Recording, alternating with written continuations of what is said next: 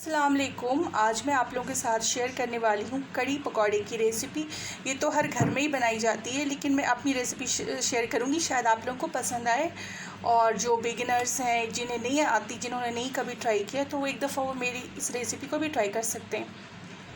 तो ये बहुत ही, देखिए, सुपर सॉफ्ट ये पकौड़े हैं, बिल्कुल सॉफ्ट से, और कड़ी भी बहुत अच्छी, इसका टेक्सचर भी बहुत अच्छा हो रहा है। तो चलिए देखते हैं इसके लिए क्या क्या चीज़ें चाहिए और कैसे इसे हम पकाते हैं।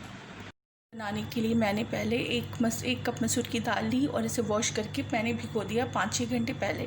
तो ये बहुत अच्छी तरह भीग चुका है। अब मैं इसे ग्राइंड कर लूँगी और बहुत कम कोशिश करूँगी कि जितना कम हो सके पानी में वो अच्छी तरह ग्राइंड हो जाए। तो अगर आप लोगों ने ये मसूर की दाल के पकौड़े नहीं बनाए कभी, तो एक दफ़ा ज़रूर ट्राई कीजिए। ये बेसन से कहीं ज़्यादा अच्छा आता है इसका टेस्ट। तो अब मैं इसको ग्राइंड कर लेती हूँ। तो देखिए, ये मैंने ग्राइंड कर लिया और इसे मैंने बहुत ज़्यादा पानी डाल के ग्राइंड नहीं किया, क्योंकि बैटर अगर ये बैटर पतला होगा तो फिर पकौड़ों का शेप सही नहीं आएगा। ठीक है, तो अब मैं क्या करूँगी, एक जार में मैं इसमें 3 टेबल स्पून डाल दूँगी ये पेस्ट, जो अभी मैंने ग्राइंड किया दाल मसूर की, वो मैं डाल रही हूँ।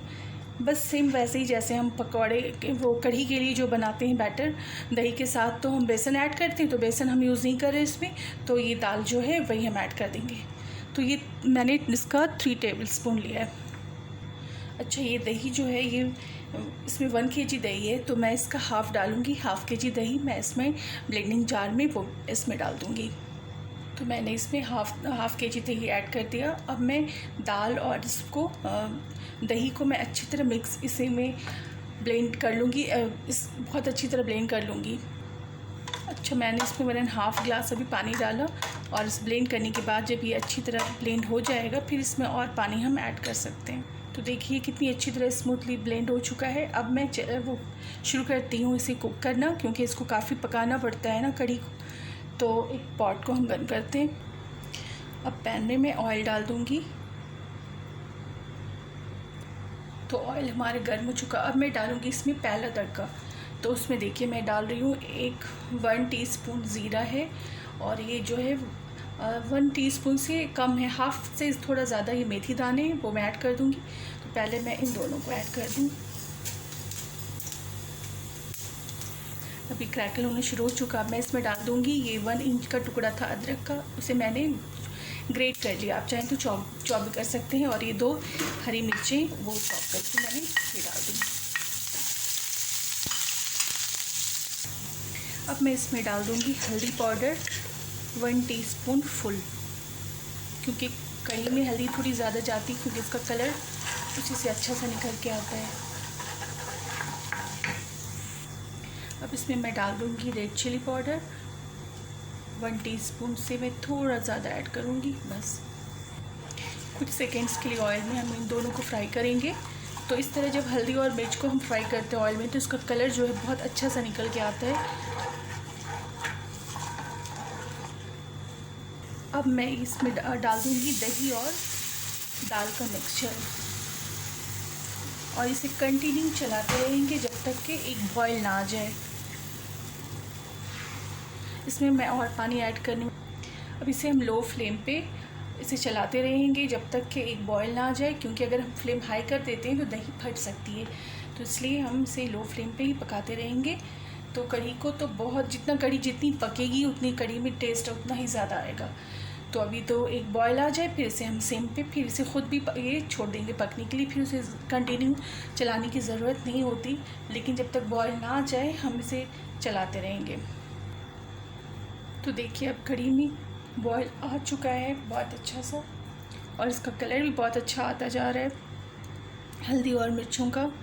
तो अब मैं इसका फ्लेम कम कर दूंगी, मीडियम टू लो, और उसे बस बीच बीच में, अब उसे कंटिन्यू मुझे चलाने की ज़रूरत नहीं है, वैसे भी बहुत देर तक चलाती रही तब ये बॉयल आया है।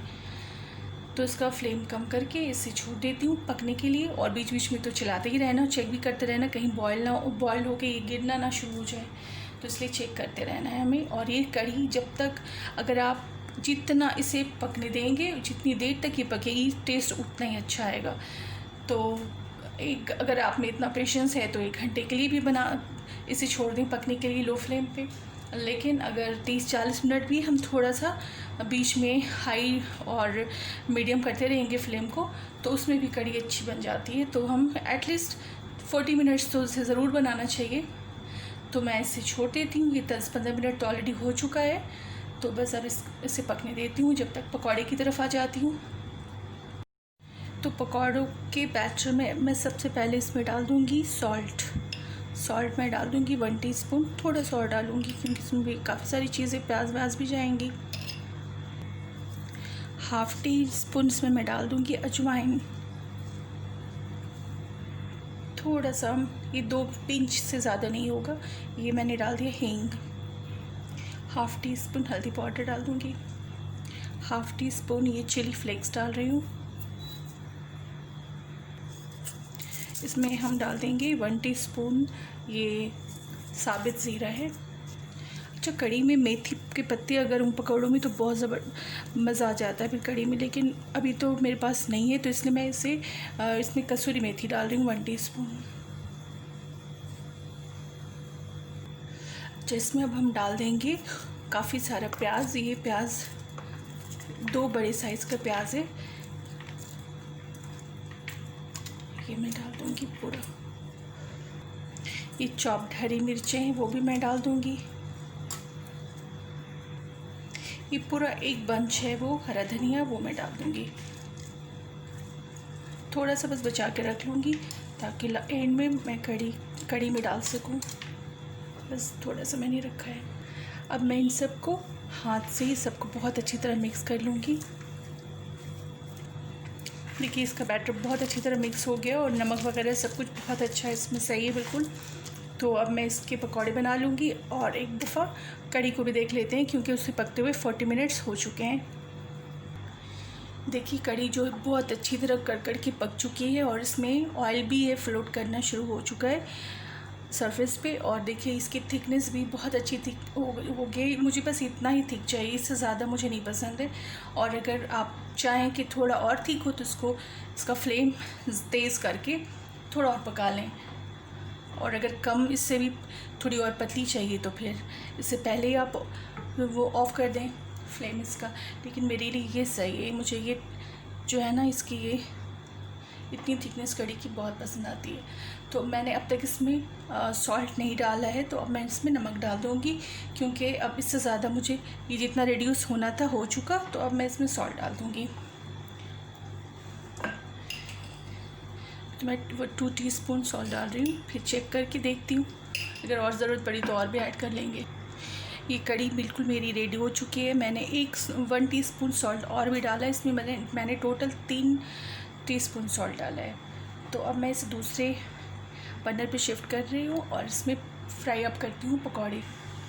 तो ये ऑयल हमारा जो है पैन में अच्छी तरह गर्म हो चुका है। अब इसमें मैं पकौड़े डाल देती हूँ।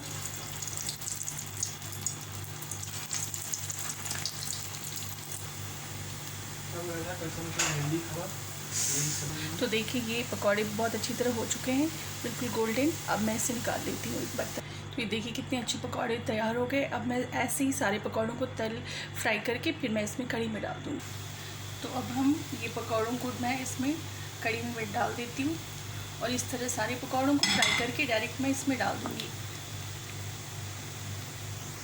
तो ये देखिए मैंने सारे पकौड़े इसमें डाल दिए और ये एकदम बहुत ही सॉफ्ट है। तो पहले भी सॉफ्ट बना था और ये फूल भी गया है। तो अब मैं इसमें फाइनल तड़का एक लगाऊंगी। अच्छा, मैंने एक पैन में दोबारा से 1 चम्मच ऑयल डाला है, 1 टेबल स्पून ऑयल, ठीक है। तो इसमें अब मैं डाल दूँगी ये तड़के के लिए। ये मैंने लिया है जो देखिए 3 ये साबित लाल मिर्चें, ये हाफ़ टी स्पून सॉरी वो राई का ब्लैक राई है। राई जो है वो क्रैकल शुरू कर दिया इसने करना। तो अब मैं इसमें डाल दूँगी हींग है, हाफ़ टी स्पून हींग, 1 टीस्पून कसूरी मेथी और ये कुछ 8-10 पत्ते हैं करी लीव्स के, तो वो मैं अब इसमें डाल दूँगी। तो अब मैं ये तड़का जो है रेडी हो चुका है, इसमें डाल देती हूँ।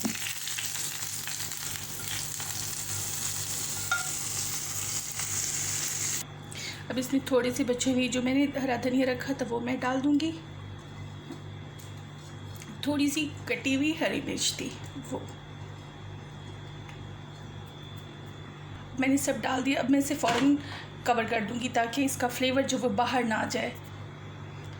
तो अभी बिल्कुल रेडी है डिश आउट करने के लिए। तो मेरा ये देखिए बहुत अच्छी सी, बहुत ही फ्लेवरफुल कढ़ी बिल्कुल तैयार है। अब मैं इसे सर्विंग बोल में निकालती हूँ। तो मैंने अपना ये जो अपनी कढ़ी पकौड़े को मैंने डिश आउट कर लिया और मैं इसे चावल के साथ सर्व कर रही हूँ।